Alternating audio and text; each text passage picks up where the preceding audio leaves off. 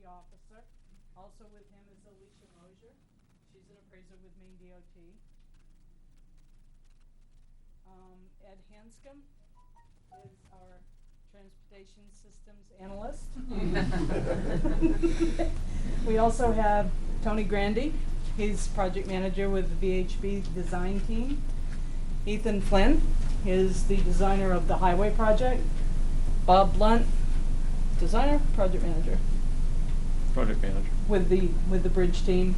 Travis Cook is also with VHB. Robin Dusty is our court recorder for the evening.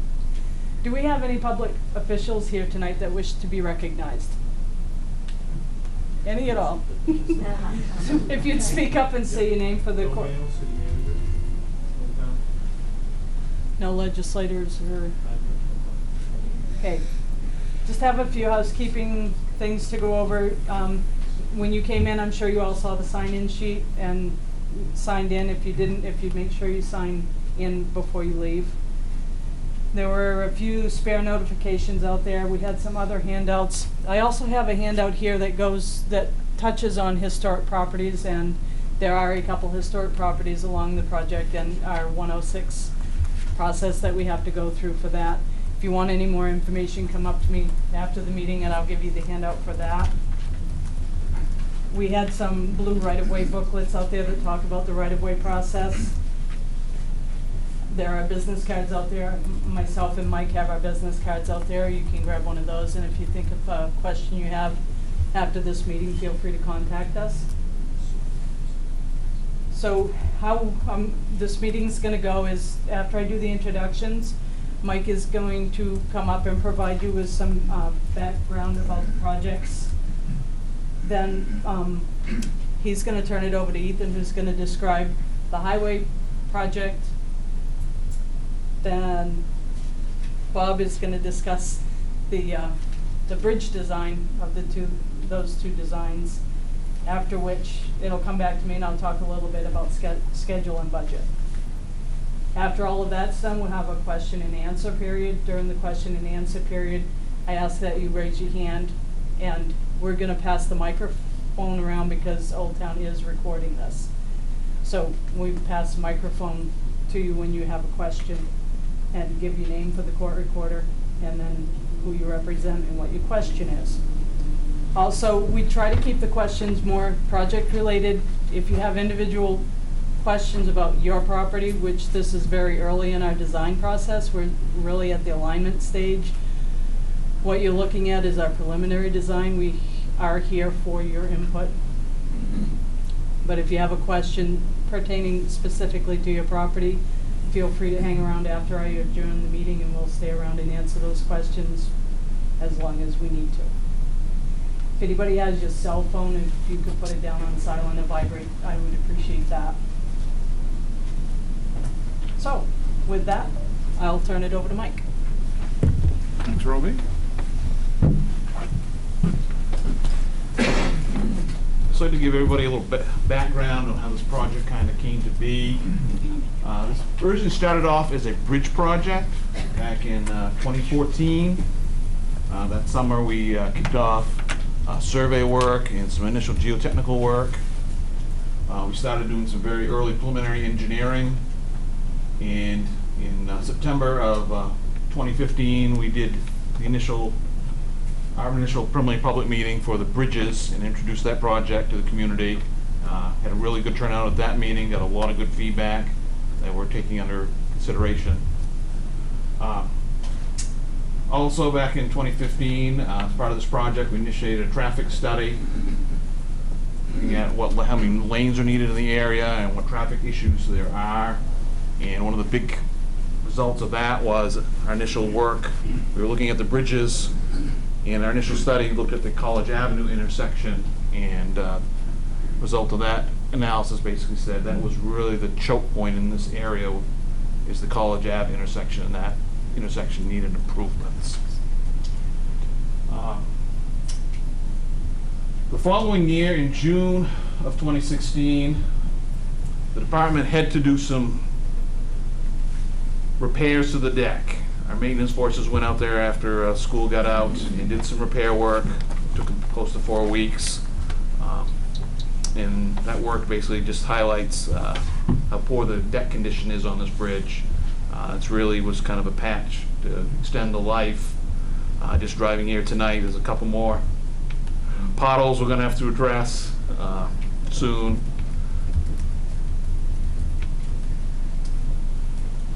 So during this time, we kind of started the bridge project. We started realizing real quickly this is more than just a bridge project. We got intersection concerns. We started, the department started a dialogue with BACS. BACS is basically a group that covers the Bangor area. They deal with planning projects. They basically get a pot of money every year from the DOT, and they prioritize, and those cover the towns all the way down from Hamden up to Milford. So in the spring of 2016, BACS basically said, you know, we really need to look at the Stillwater Avenue area between Benneck Road and College Ave, so that all this work is coordinated. Any highway work, intersection work, and the bridge work all meld together. So in the end of 2016, going into 2017, a group was formed to look at this. It involved DOT, the University of Maine, officials from Orono and Old Town. We had a pretty large working group. And we got our first public meeting in January of 2017. We kind of presented, you know, here's Stillwater. What are your concerns and what are your issues? Again, we got a real big turnout at that meeting, got a lot of good information. We took that information and basically went back and worked with Goral Palmer. They're a traffic engineering firm in southern Maine. And they basically developed a number of options to basically improve Stillwater Avenue. We came back in May of 2017 and kind of presented the findings. And in June, basically, we finalized the report and published it. Basically, at that point, during this whole process, the DOT realized, hey, in addition to doing just the bridge project, which already kicked off, we need to kick off a larger project that includes both of these intersections. So in basically April of 2017, we kicked off the intersection work too. So we have now a larger project that includes almost a mile of Stillwater Avenue from College Ave to Benneck Road, and includes the 2 bridges. So altogether, to date, we've done kind of 3 public meetings, kind of covering this stretch, and then again, we're here tonight to get some feedback. With that, I'll turn it over to Ethan, who will talk about the highway portion of this project. Thanks, Mike. Hey folks, as Roby introduced me, my name's Ethan Flynn. I work with VHB. I'm here representing Maine DOT. I'll be talking about general project overview and the highway portion, and then my colleague Bob will discuss the bridges. Just to orientate you to the project, the project runs basically just north of the Orono town line, past the McDonald's, 2 Governors, on Stillwater Ave. You have Interstate 95 here, you have Route 2 towards Orono and UMO. It's down in this area. There are 2 separate bridges going over the Stillwater River. Included in this project there are 2 major intersections. There's the intersection of Benneck Road and the intersection of College Ave.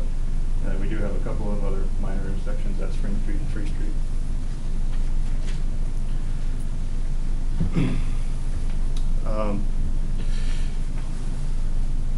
If we just to show you guys some of the colors over here.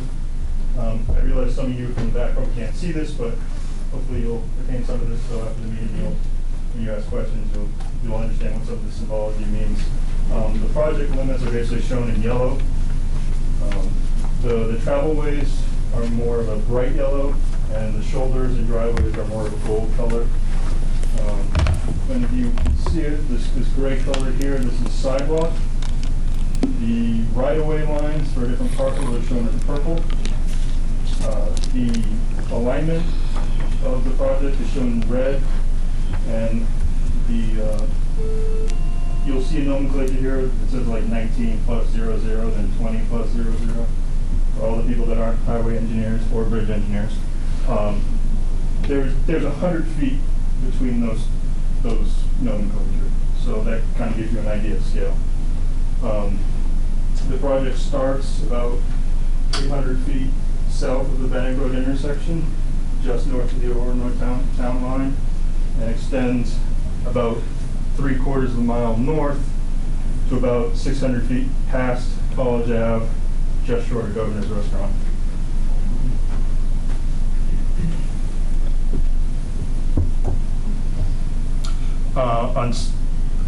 On College Ave, there's about 800 feet, and on Bannock Road, there's about 325 feet of roadway project.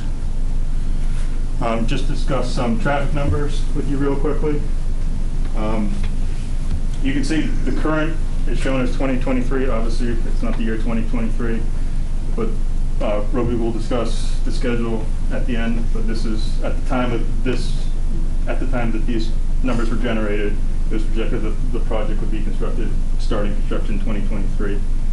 For the highway and intersection design work, it's usually a 20-year design, so that's why we go ahead 20 years. And you'll see between these traffic numbers, there's about a 10% difference, a 10% increase over that 20 years. What these numbers are the average annual daily traffic, which sounds like a really confusing term, but basically what it is, if you add up all the traffic within a year, divide it by 365, so you get the average in any day. So in any one day, you have about just over 16,000 cars on Stillwater Ave, and in 20 years you'll have about 18,000. Just pointing out some other numbers here. The number of trucks here is pretty small. It's at 5%. Once you get over 10%, that's considered more towards your heavy truck traffic. The design hourly volume is just under 2,000 on Stillwater, just under 1,000 on College Ave, and that's kind of what you look at if you're looking at your rush hour traffic. The highway corridor priority for both of these roads is a 2. What that basically means is Maine has a system that goes from 1 to 6, 1 being your interstates. Those are about 8% of your roadway miles, but they handle about 40% of your traffic. And then on the lower end of your scale, like your 6s, your highway corridor priority 6s, they're about 60% of your traffic, but they only represent, 60% of your miles, but they only represent about 13% of your traffic. So that kind of gives you the high and the low. For a 2, we're about 6% of the miles and 17% of the traffic. Discussing crash data, you'll see the years here from 16 to 18. When we look at crash data, we like to look at it in a 3-year bracket, because Maine DOT's definition of a high crash location, you look at how many crashes in a 3-year period. And because 2019 isn't complete, we use that 3-year period. We are aware that there was a fatality earlier this year, and we are considering that, and we're looking at that as our design. But in terms of looking at how many high crash locations, we looked at this 3-year spread because 19 is not done. There's about 11% injury rate. 71% of the crashes were rear end or side swipes. The majority of crashes happen due to people following too closely. And 51% of the crashes happen during peak hours. It's not up on the slide, but I also want to point out that there is 62% of the crashes happen between November and April, with UMO being in close proximity. As far as the fatality that happened on January 24th, it happened at the intersection of Bannock and Stillwater Ave. The pedestrian, I gotta remember to take this with me. The pedestrian was heading westbound on Bannock Road, this way towards the park.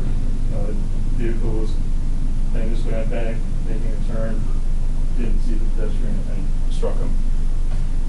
The DOT has received a lot of good feedback already regarding this accident, and we're taking that in consideration with our design. And I'll discuss more what the proposed design is at this point in future slides. Roby mentioned it earlier, but our design right now is about 30% complete. So it's very early on. We're looking more at where we put in the roads and how many lanes and things of that nature. We haven't really drilled down to a lot of the fine details yet. And as Mike stated, this design does incorporate the recommendations that came out of the PAC's quarter study for this section of roadway.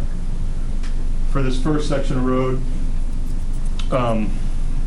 it's going to be a mill and overlay, which means you're going to mill down 2 inches of pavement and then put 2 inches of pavement back. On the right side, this is the only section of the project that has a two foot shoulder. On the right side, heading north, it's existing, and it changes, but there are approximately 10-foot lanes with no shoulder, so we are widening the lanes, we are providing a little bit of shoulder. And then on the left side of the roadway, the high side here, there is a 5-foot sidewalk, a 5-foot shoulder and a 5-foot sidewalk. The sidewalk will be reconstructed, and there'll also be drainage improvements to the existing drainage. Looking ahead at the intersection of Bennick Road and Stillwater Ave, this intersection will receive new traffic and pedestrian signals with new detection at the signal. We'll be updating everything to meet current ADA requirements, making sure that all the sidewalk ramps are at the correct slope. All the pedestrian signals will have new push buttons, so when the pedestrian arrives at the intersection, they can initiate that signal.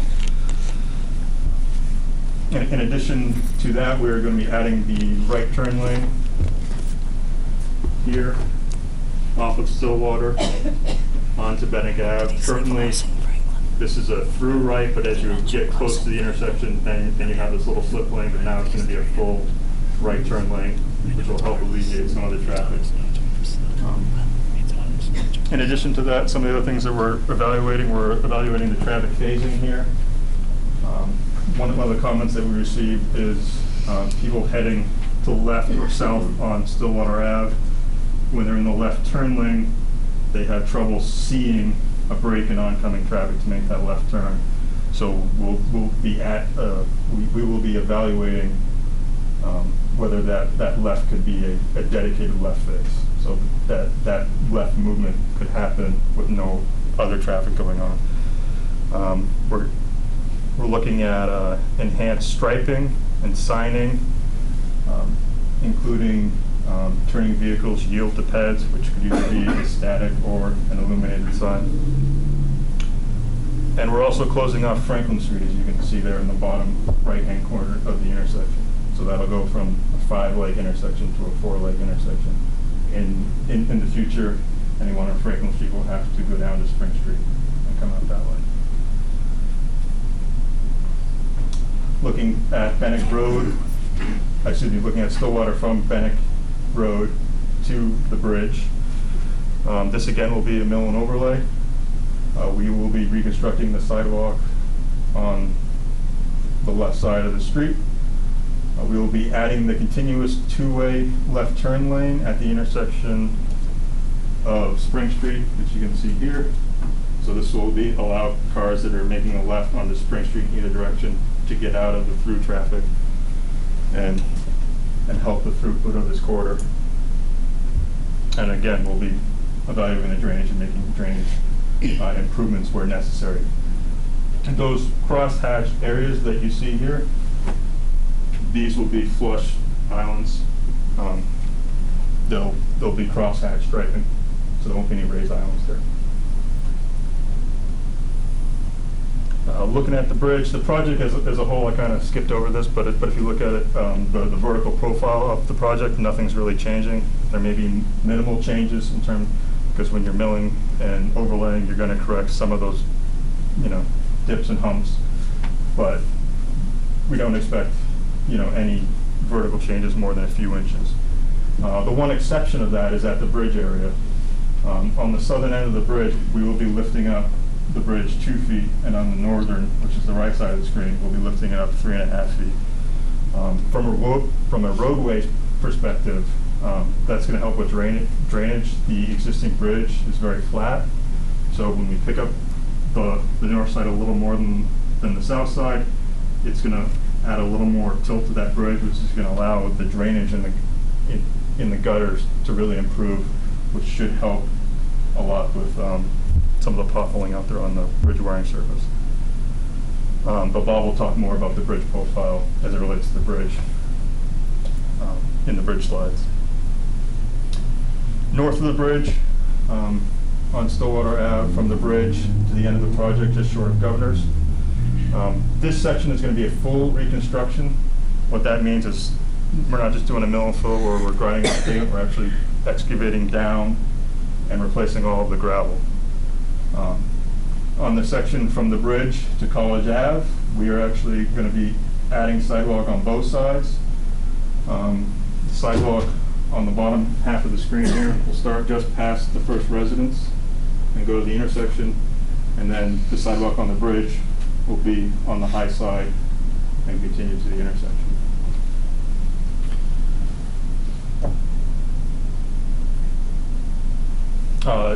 North of the intersection on Stillwater Ave, heading towards Governor's, we go back to a mill and overlay, and that's because that section of road was just done, I think 7 years ago. I think it was 2012.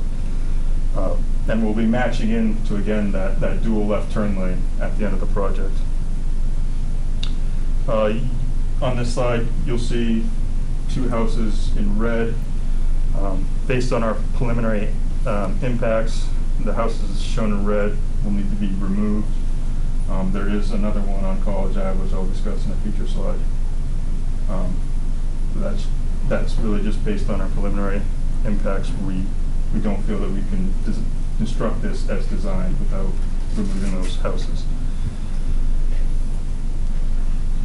I'll talk about the intersection on the next slide, but I want to touch on College Ave. I changed the orientation on you. We were just looking at Stillwater like this. I rotated the slide. So this is Stillwater headed towards Governor's. McDonald's is here.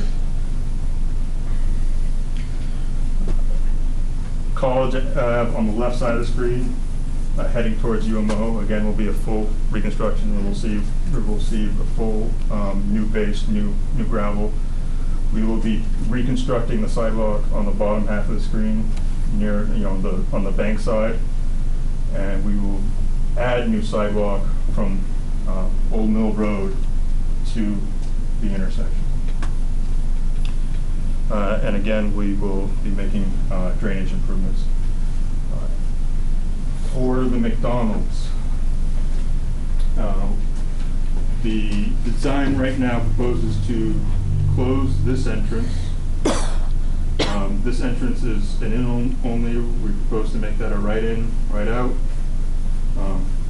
We're going to close this entrance as well because we're adding rate islands here and here.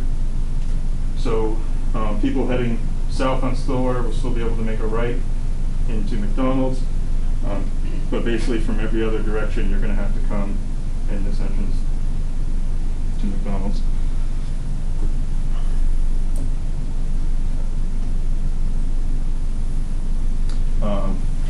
Just to keep you guys on your toes, I swapped it.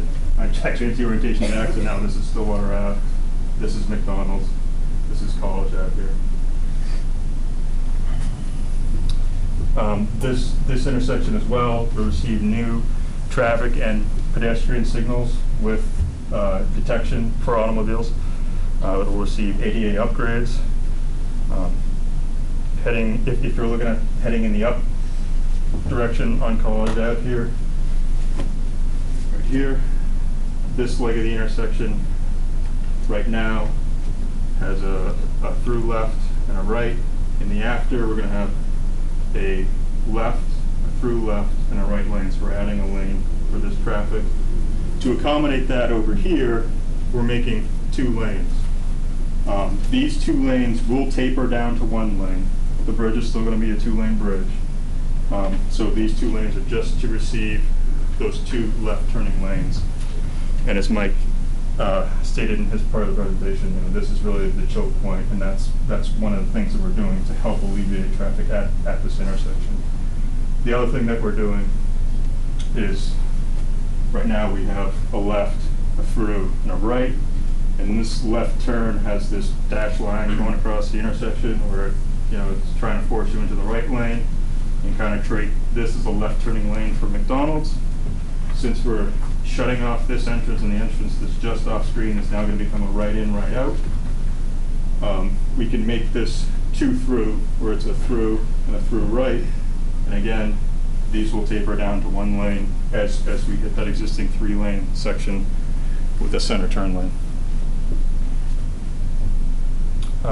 The other 2 legs aren't really changing.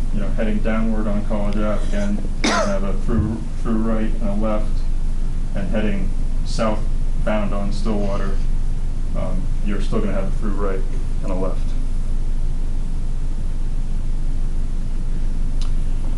And with that, I'll turn it over to Bob, and he can fill you guys in on the bridges. Thank you. Good evening, folks. Thanks for coming out tonight. Really appreciate your time.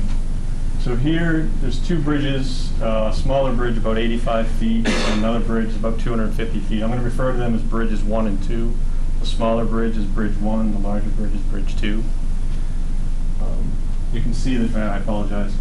The general condition of the bridge here just kind of gives you a general overview. The water was actually lowered for maintenance of the dam. We were able to get in there and look a little bit closer at the piers and abutments at that time.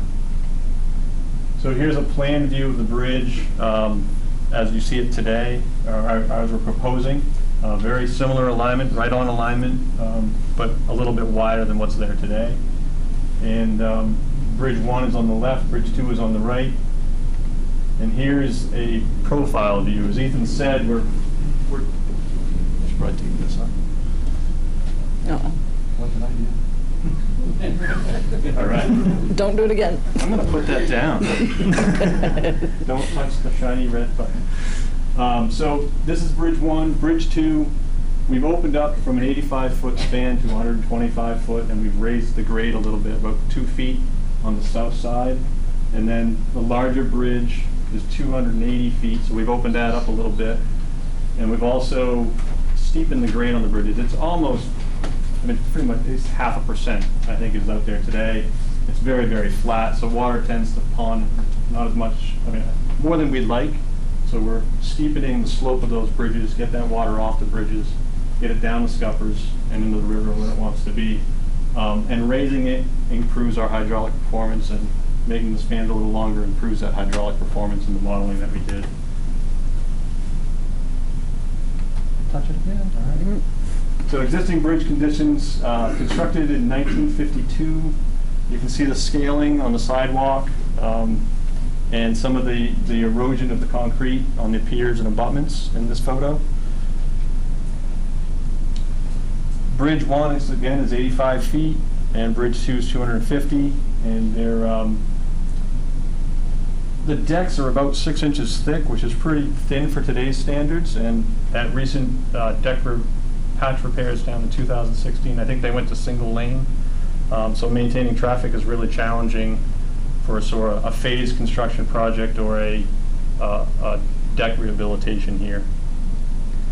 You can see the additional photos of the bridge deck, the efflorescence and cracking and exposed rebar.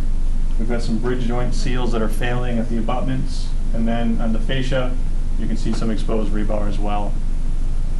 So it's about 70 years old, these bridges, so they've reached pretty much their useful service life at this time. Here's a nice aerial view. You can see the substantial patch repairs that bridge maintenance did in 2016, and I think that was phased construction, and I believe the traffic didn't move through efficiently during that time. I don't live here, but that's what we've been told. You guys, I've seen some heads nodding. So take that in consideration if you're looking at like a phased construction plan to replace this bridge. So here's a typical cross-section of what's out there today. You've got 26 feet, what would be curb to curb, and you've got a 6-foot sidewalk on the downstream side. What we're proposing is a 2-lane bridge with 6-foot shoulders, so you'll be about 8 feet wider curb to curb, but now to align the sidewalks with the sidewalk on the bridge, we're going to be on the upstream side with that sidewalk. And then the utilities, instead of hanging off the side of the bridge, they'll be tucked up underneath and in between the girders. As you travel from Bridge 1 to Bridge 2, you've got the island. To minimize impacts, we took and put retaining walls on either side to kind of confine those soils and maintain that same width. So you'll have retaining walls and the same width across the island. And then, as I alluded to, maintenance of traffic is really hard here with a phase construction or going off alignment. So we took a lot of time, and based on the site constraints for this location, we're envisioning a temporary detour bridge on the upstream side. And the bridge in cross-section, we envision, this is just a sample of what we envision, would be 26 feet, so what's out there today for width, and then there'd be a sidewalk on the upstream side to maintain pedestrian traffic safely through the construction site. And what's nice about this setup is the pedestrian traffic is somewhat separated from the vehicular traffic. And here's just an image of what that temporary bridge might look like. This is a prefabricated, kind of assembled Navy style bridge. Contractors in the state sometimes opt to rent these, or they actually have enough beams kicking around that they'll construct their own temporary bridge. But this is an idea of what you might see. More of this, depends on how many piers they want to put in as a temporary. And here's, we're going with steel girders and what's called metallizing, which is akin to galvanizing. So you'll see galvanized girders with the haunch. The haunch on our bridge, we're envisioning right now to be quite a bit shorter than what you see in this picture, but this is the best picture we could find to give you a sense for what the bridge might look like. And obviously, be water down below, not pavement stuff. With that, we'll talk project timeline and funding. Thanks. This project does have funding for construction, currently scheduled to advertise the summer of 2021.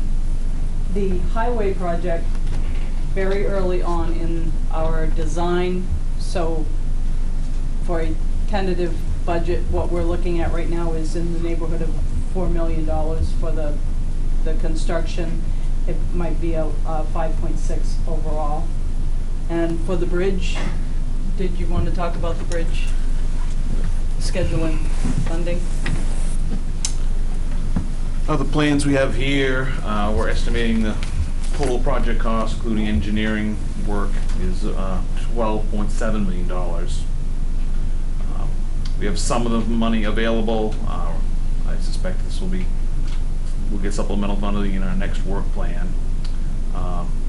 Schedule, these projects are paired and going together. Again, we're trying to advertise this project in the summer of 2021.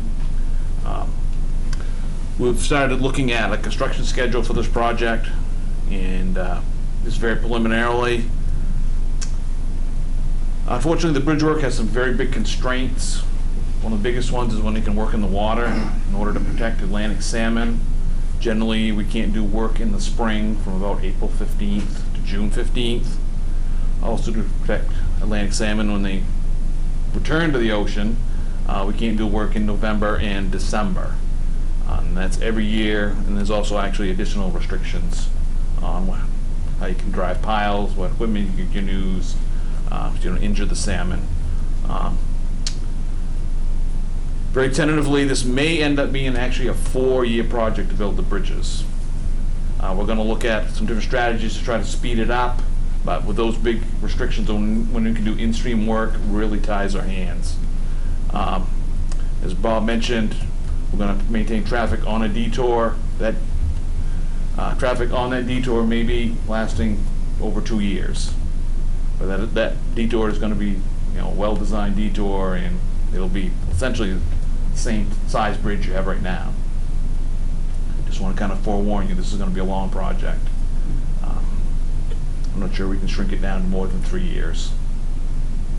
But in the next phase of this project, we're going to be looking hard at construction schedule, how we can reduce the duration, and how the bridge and the highway work are going to be kind of coordinated together. Yep. Thank you, Mike.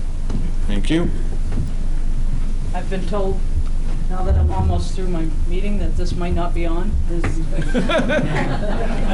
can hear you. What? They can hear you. Okay. Do you want me to hand the mic to people asking questions? Great, okay. So with that, I'll open it up to questions and answers. Again, please raise your hand, tell me who you are, who you represent. And I live on Franklin Street. And I noticed you said that heavy trucks is about 5%. Well, lately we've noticed a huge increase, and it's large logging trucks. My whole house shakes.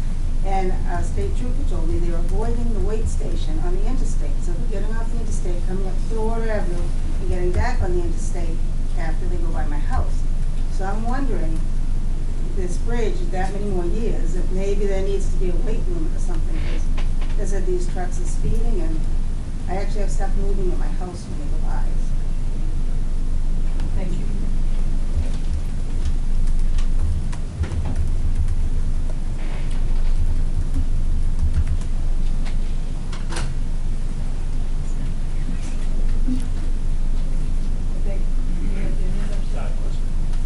Did you, thank you for bringing that up, we will look at that. Okay, thank you. I live on Fruit What's Street. your name, please? My name's Armando Garm. I live on Fruit Street. Thank you.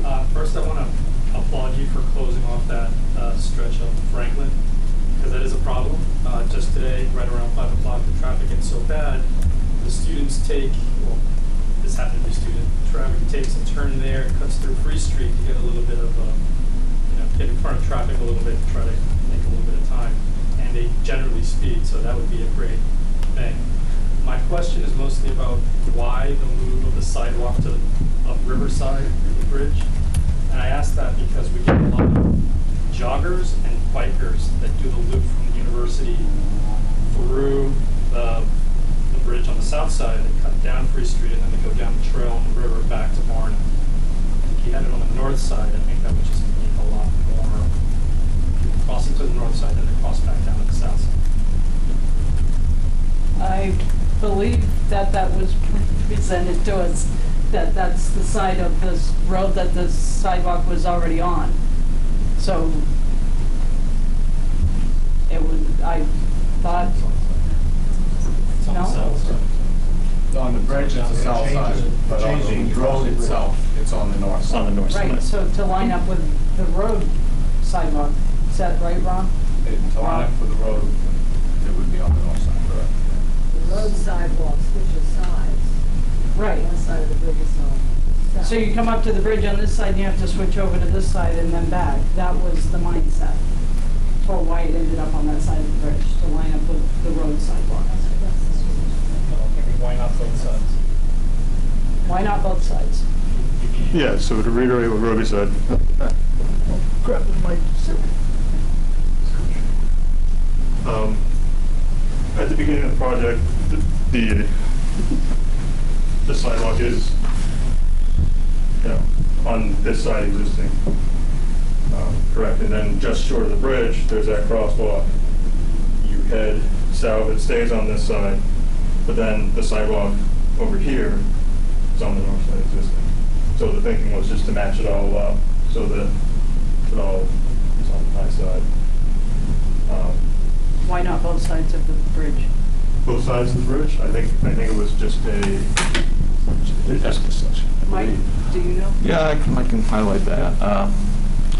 Yeah, we had discussions internally, should we have one lane, one sidewalk or two sidewalks? We actually went out and did a sidewalk count, and there are some pedestrians, but it's not what we consider significant. Talking with our bike ped facilitator and folks, they were confident that one sidewalk is more than adequate for many years to come. And in addition, like we already mentioned, we're basically trying to line up the sidewalks on the approaches to minimize the number of crossings. And on a bridge, it is a cost thing too. It's very expensive to build a sidewalk on a bridge. And I think the shoulders are quite a bit wider than what's in the corridor today. So the bicyclist should be able to use either side for the shoulder being 5 feet now instead of a foot. Yes, sir. I'm also Franklin Street resident. So while we're on that area. What was your name, please? Chris Avalon. Thank you. Live on Franklin Street. I'm glad, I agree, I think there's a lot of advantages to closing off the end of Franklin Street. I don't have a problem with that because it used to be down my street, off my street, plus over. Thank you. The only concern I have is that there be really specific signage at the end or intersection with Spring Street. Their cars, even now that there's a big sign, do not enter that intersection, they always go out onto Stillwater Avenue on that intersection. They won't be able to exit, but they're gonna come up the street, and then they won't be able to turn. So I think it needs to be clearly stated, dead end, no turn, just as you do going down to the waterway. And I think that would be important. Yeah, things like that. So, I mean, that would be my thing, is the other question I have, and I would ask John, I wonder about the plowing. Is that going to be an issue? That was years ago, they had the same discussion, except they were going to make it a one-way dead end. So when I got home, I couldn't leave. That was by design. But they said they decided not to do it because of the plowing situation. I just hope, I just would raise that as a question. Is that going to be a problem with plowing that section? We'll definitely be coordinating with Public Works to make sure that it is plowable for them. Okay, thank you. Absolutely. Maybe you can hand it to the next person? No. Good, I'm on South Spring Street. Question about the light, the coordinating the lights. I know new lights are coming in. It's frustrating sometimes. They don't seem to be lining up very well, and everybody's running the light because they're so frustrating because it doesn't seem like it's working. So I was wondering if these new lights are going to be truly coordinated along the corridor to allow the traffic to flow properly. Yeah, that's something we're definitely going to analyze, but we just aren't there yet with our design. So you'll talk about it next time, right? Correct. I don't know if you have anything to Yeah, add. I would add that, Can I add? the condition of the old equipment, it makes it, yes. For you. Okay, this works, huh? Okay. I'm told it does. Okay. The old condition of the equipment, especially at Bannock Road, makes it difficult to operate those lights as efficiently as they were intended to when they were new. And the replacement of that equipment with new modern equipment will help that a lot. Thank you.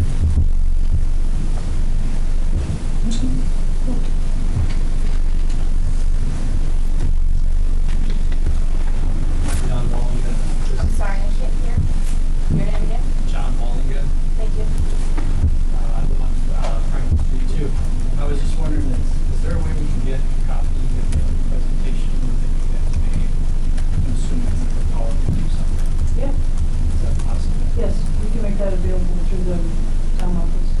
And then I think, it's not seeing that anymore, but you made a comment about the sidewalks. And I think this comment was is when you're coming from college or the university on College Avenue, you still have to cross Stillwater to take the sidewalk all the way down.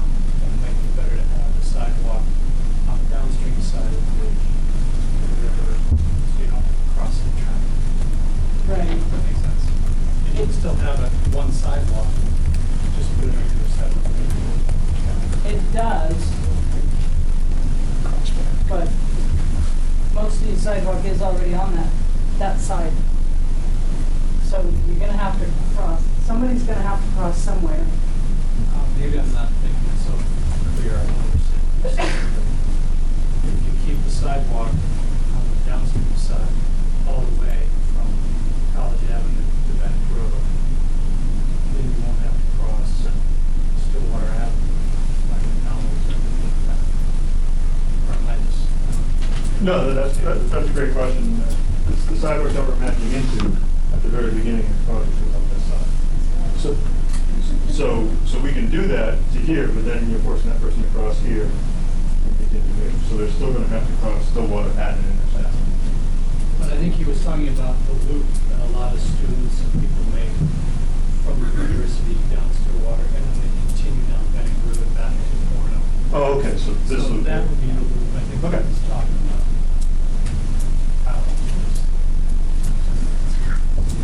We can definitely look at that. Bill Russell.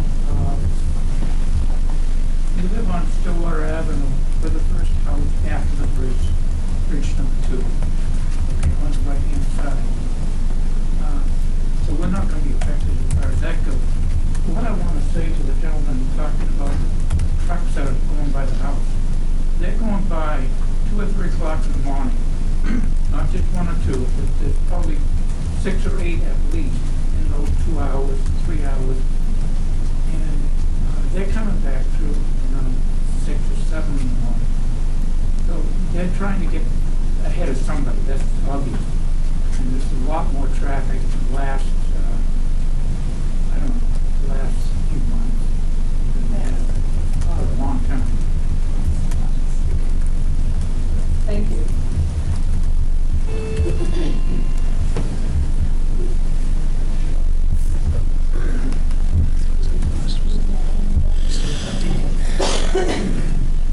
My name's Randy Wadley. Could you explain a little bit more about the temporary bridge? I understand the environmental concerns, but what the construction will look like in terms of delays, those sort of things. And I think you said it could take 4 years. Is that correct?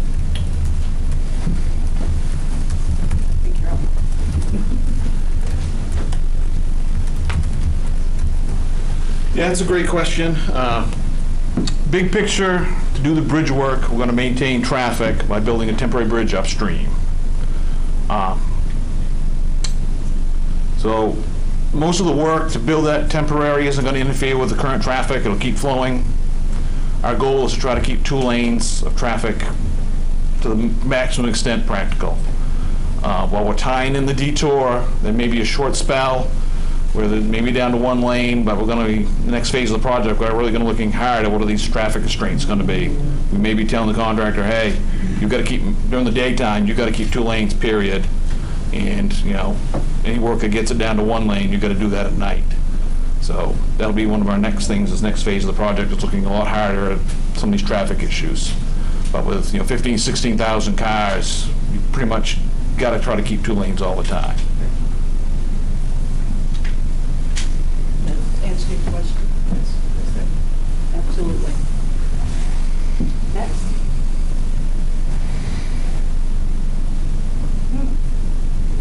Yeah.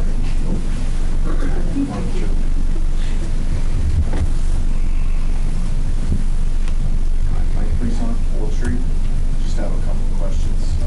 Will those bridges bounce like this thing over here? Okay, thank you. That's right. Have you guys ever explored blocking that section off and doing it with no traffic? Rerouting traffic? Didn't we try that? You cut down on time. You've got Yellow Falls Avenue, you've got 2 Main, you've got 178. College Avenue Extension. And then one last question. The bridge is still just 2 lanes. We've had traffic backed up in the hockey games all the way out to the 95 entrance. We're still bottleneck. You're widening the lanes each side, but you're still bottleneck. The bridge is wider.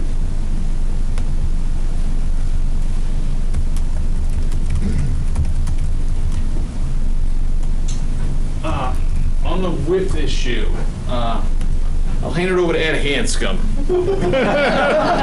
Of course. If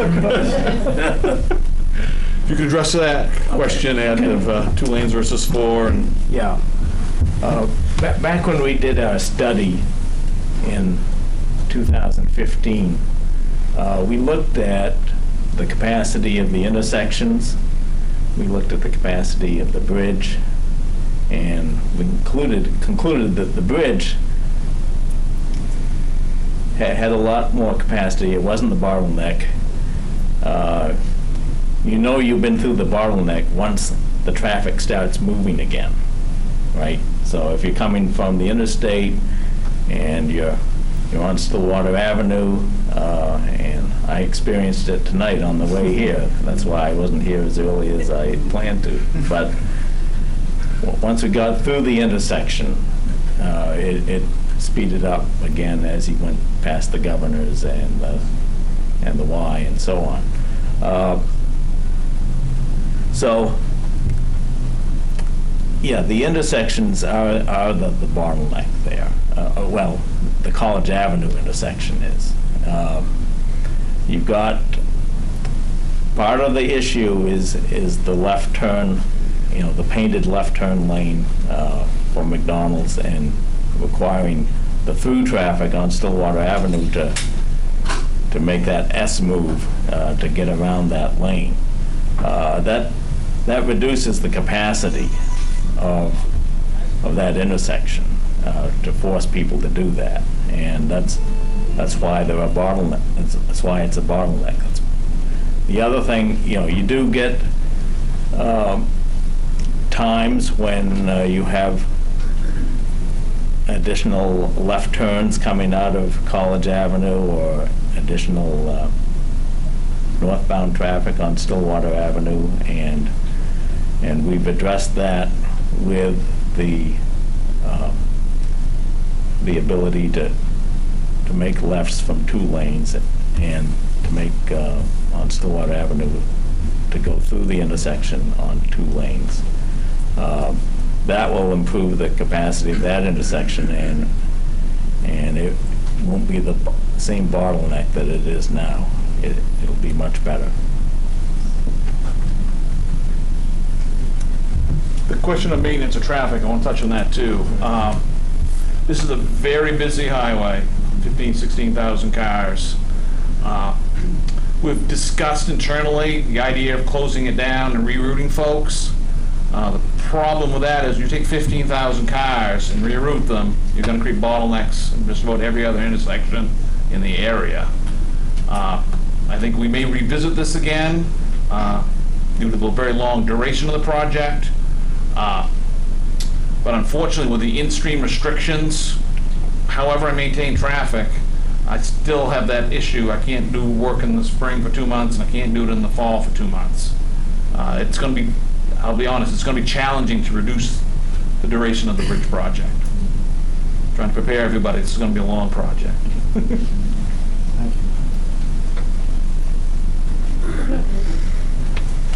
Hi, my cousin's Beasley Street. Does the state have any backups with the bridge and the whole project itself as far as cost? I know that Ohio Street Bridge was supposed to be replaced this year in Bangor, and the contracts came in way overbid, so the state ended up closing on those. Do you fear that there's any problem in 2021 when you guys start this project, or when it goes out to bid, that there will be issues with contractors coming in way too high than what the state thinks it's going to be? I think that's always a factor. We have a certain amount of financing. It's going to depend on how high over the bids it comes in. So that could prolong the project, which leads to my next question, I guess, is that bridge really conditioned for that? That will all be factors that will be talked about. This project is a BACS-supported project, so it's not just a state decision. We have to coordinate with BACS and talk about how much more money it's come in and the condition of the bridge. So that it's always a possibility. Yes, sir. Would you mind passing it down then, please? Thank you. David Graham, Stillwater Avenue, and for 5 years I was a city engineer in this town. 2 lanes across that river is a mistake. Almost every time you're doing 4 o'clock traffic or first thing in the morning, traffic is back up. Many times on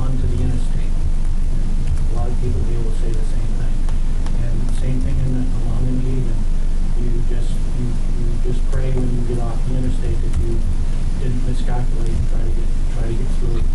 And you gotta remember, this is the avenue that everyone is going up from Milford, everyone's going up through Route 2, they all come across that bridge, and you can say it's the intersections.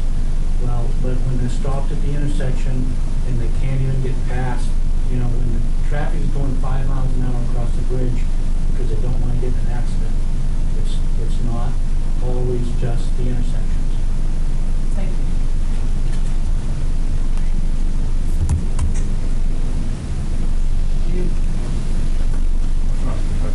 Do you have anything to add to that? Well, all I'd say is,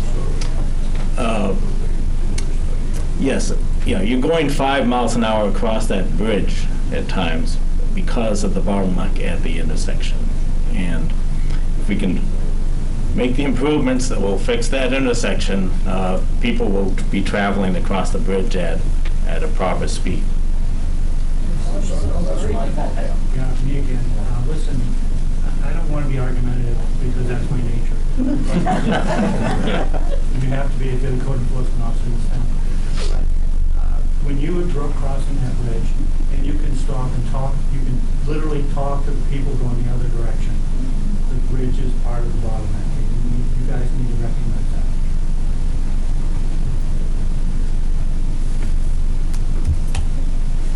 Gary on South Spring Street. I would like to have somebody explain to me how having 2 lanes coming off College Avenue towards the bridge. So now instead of having 20 cars backed up at 30, now you're going to have 60. And they're all going to try to get into 1 lane. Plus the light changes from everybody coming from Stillwater out of Old Town. How on earth is that going to help traffic? You may get a few more cars off College Avenue, but you're not going to get them across the bridge any faster. And now you're going to have people fighting to get in all the time. And you don't think that's going to cause some frustration and some accidents? I would like to have an answer to that. Someone explain that to me, how that's going to help the bottleneck.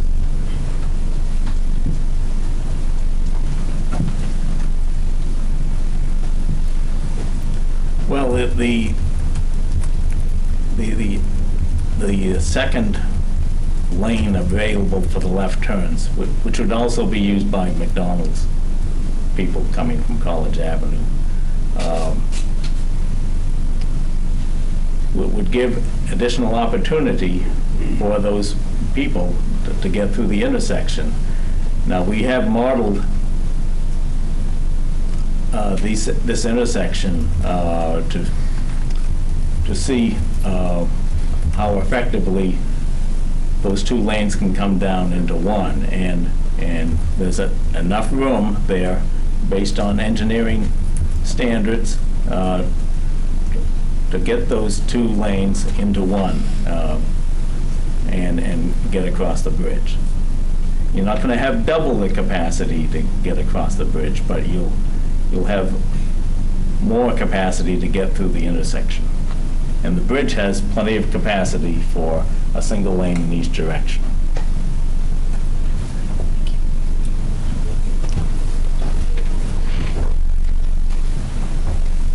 Sharon Danboyce, we live on College Ave. I concur with what that gentleman just said. We've lived there for 19 years, and we plan our ins and outs of our driveway based on when the college kids are here, when the football games are happening, the hockey games. And frankly, I think there is a bottleneck, but I think your design just moves the bottleneck. It's road rage in that intersection, and I think people are still going to race through and block the intersection, so I don't know if that's going to fix anything. And you have to have kind people to let other people merge in, and it's a college town.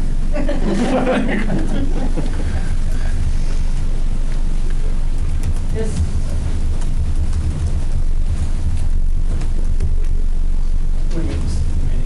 Yes, please. John Wallen, I don't know how many years ago it was, but I went to a meeting at the university trying to address this issue here. And the question came up, why doesn't the university provide more access in and out of its campus rather than just College Avenue on one side and Orono, which is negative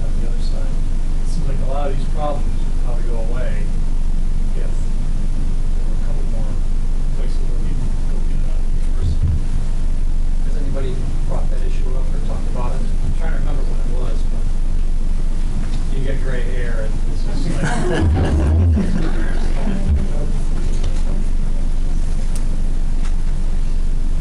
don't know the answer to that. I do know that we had an extensive study, well, that Mike has a copy of. Mike's over there. It was a very thick study that came to us that Dax had Doral Palmer do. And they looked at very many different avenues and scenarios.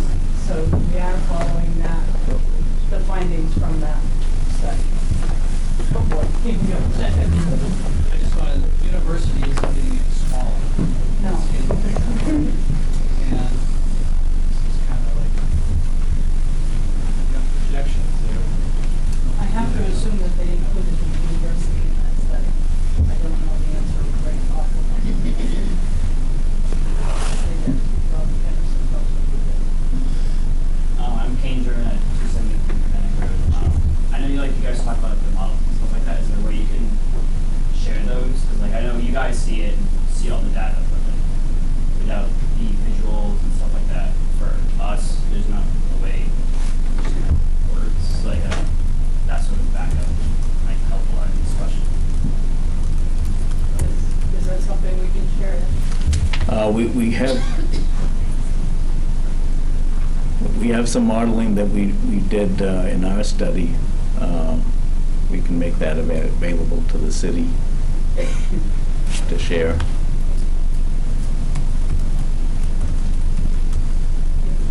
Hi, Abby Ireland. I live on Old Mill Road. We're at the last house on the left. And we, every day, take a left off onto College Ave to go to work or school, whatever. So we're just kind of aiming like, is this something that's going to be completely avoided? Should we just go through College Ave to get to Vesey if we have to go to Bangor? Because I don't know how that left-hand turn is going to make if I'm trying to get out of College Ave and there it's just beyond the farm road traffic. There's no left-hand turn if you don't make it just at the right time. So I think of work, I think of my child, I think of what are the delays that we're looking at when we have to be at work and we can't take the left-hand turn to go to the normal route that we would take to go to the interstate unless going out Old Town Extension, College Ave Extension, or going right through Orono Measley, which during this time is insane with the college students feedback. In summertime, that's okay, we can work with that, but this time right now, and every year, they add about another 1,000 students to UMaine. So that's where I'm projecting 2021, where we're at now with the students, and where we're going to be then, and then these issues at the intersection, what are we looking at on our dead-end road?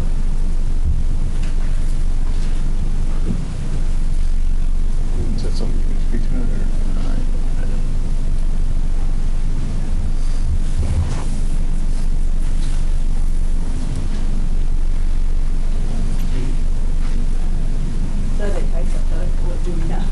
Well,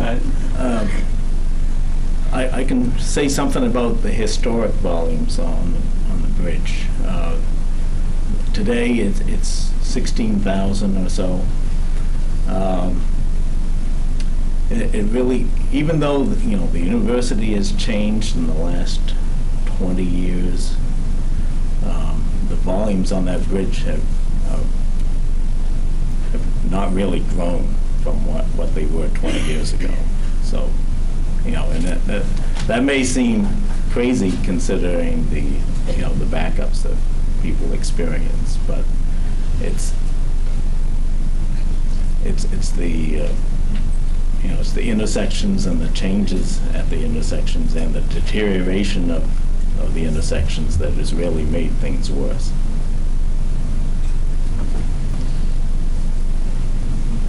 I think you had your hand up earlier. I'll come back to you. Sure. I have a very quick point. It's fairly costly. Chris Avila, Franklin Street. Thank you. We're concerned about pedestrian safety, especially at the intersection of Bennick and Stillwater Avenue. I walk every morning. I can't tell you, and I've stopped calling the police because they got tired of hearing from me. I can't tell you how many times my wife and I have been almost hit by people pulling right up at us. Especially the problem is people taking a right off of Bennick Road onto Stillwater Avenue and heading towards the university. If there's a right turn, no right turn on red there, it would make it a safer intersection for pedestrians. Right now, they're looking to the left to see if any cars are coming down Stillwater Avenue, and they gun it. we've been in the middle of the intersection of the crosswalk, they don't pay attention to the walk light there now, but if it was a right turn on, no right turn on red, then we reduce that as a problem. Thank you.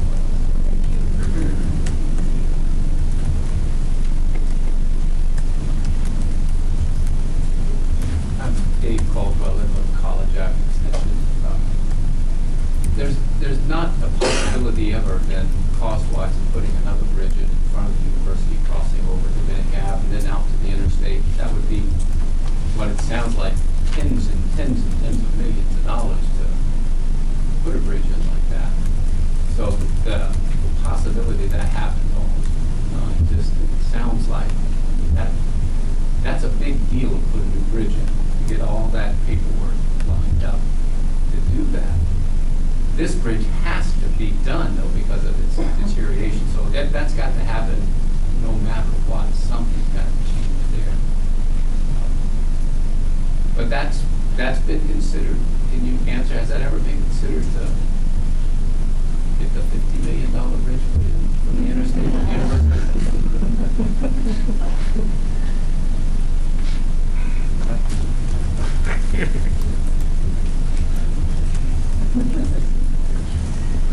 I know a new connection to the interstate has been considered. It's been mentioned in several BACs, long-term reports.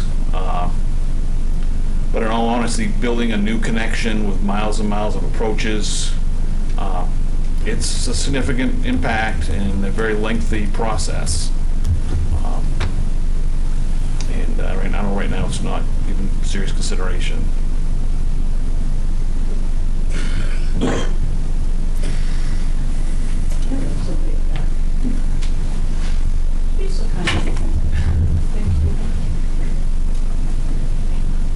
Mike Lee's out again on 4th Street. Yes, I listened to your analysis and you're talking about flows and stuff.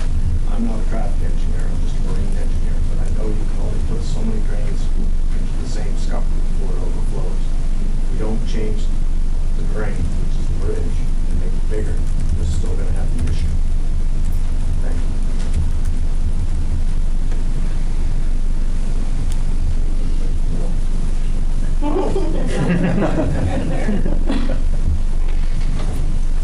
Any more questions?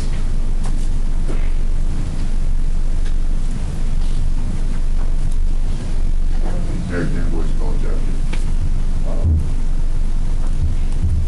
I've been hearing the intersections as a problem, and we're addressing the intersections. So let's take this another step, look ahead past the intersections, now that we're fixing the intersections. We have 4 lanes in the Orno side coming in, merging into 2 lanes. 2.5 lanes coming in from Old Town. Tremendous traffic coming in from College Avenue. When we first had this preliminary meeting about the College Avenue intersection, there was a question about the mill, and it wasn't really projected that the mill would reopen. Now that it has reopened, that's another economic upturn for us, which may increase trucks, may increase traffic across this bridge. Now that we fixed this intersection issue, I foresee the bridge being the next issue. And because bridges have such a long life, can we not consider a 4-lane bridge or some wider than 2-lane bridge option here?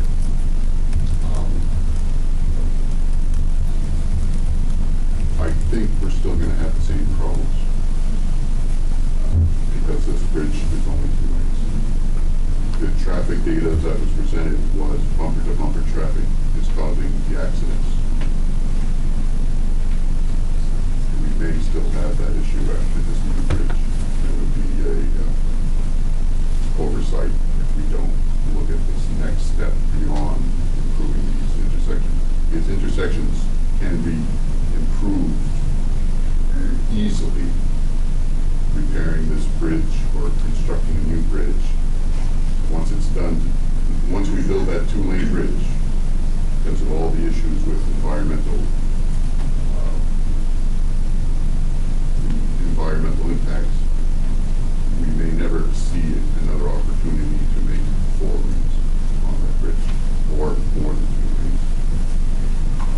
So I see you're doing, that's question one. Observation number two, coming into towards College Avenue, crossing the bridge on Stillwater Ave.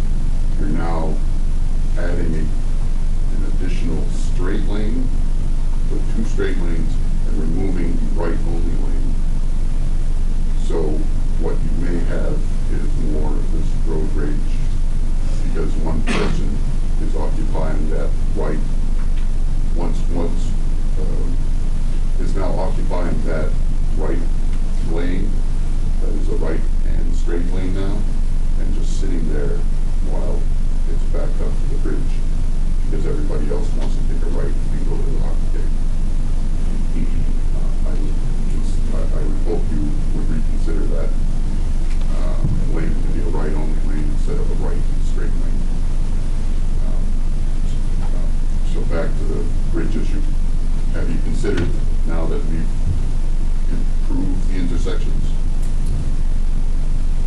we're coming with 4 lanes of traffic coming in, multiple lanes coming the other way, now we're at 2 lanes. I know we have extra capacity, but that's because the intersections were not improved. Now we're improving intersections, and we look at expanding this bridge. Thank you. I think we've gotten the message that we think the bridge is too narrow, and we will take that back for discussion. So I'd like to see if there's any questions about anything different than the width of the bridge. Yeah, I just want to concur with this fellow over here. Okay. All right, I own the property right next to the bridge. At the very first meeting 4 years ago, there was a young fellow here that I don't recall, might have been one of you guys younger. The discussion was all about 2 lanes on the bridge, and he's exactly right. Okay, I get that you've got to redo this whole thing. You're going to spend all this money, 4 years of time, disrupting this entire neighborhood for 2 lanes for the same solution. I think you really need to look at a bigger picture, even if it costs a little bit more money or some extra money. Why go through all of this and still be in the same place? That's all. Thank you. What was your name again, please? Mike Schiller. Thank you very much. Yeah. Are there any other questions to do with anything other than we've got the message that the bridge is too narrow? They'll definitely take that message back. I just have a question.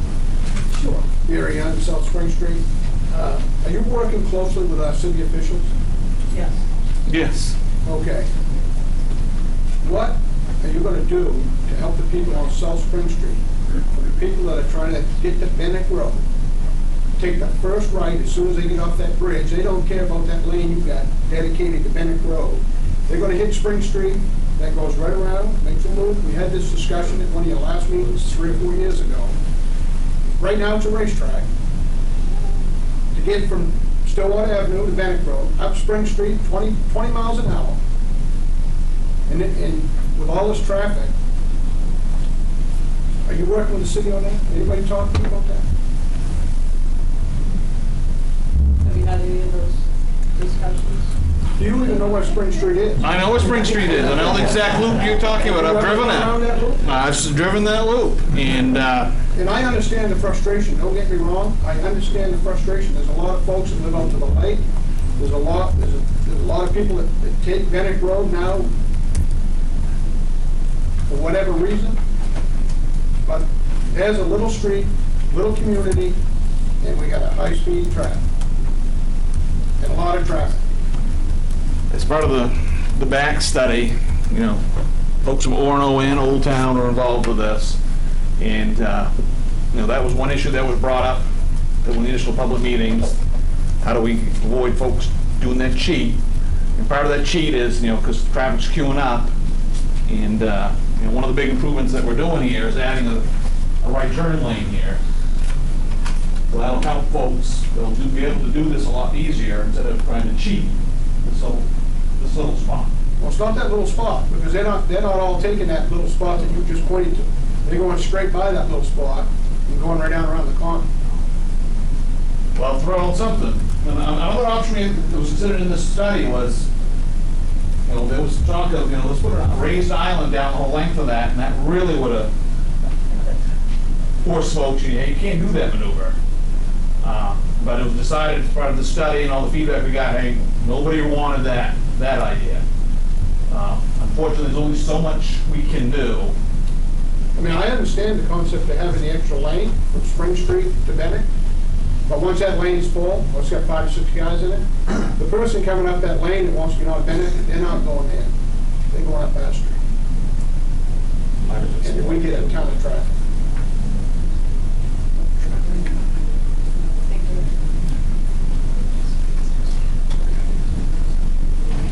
Are there any more questions?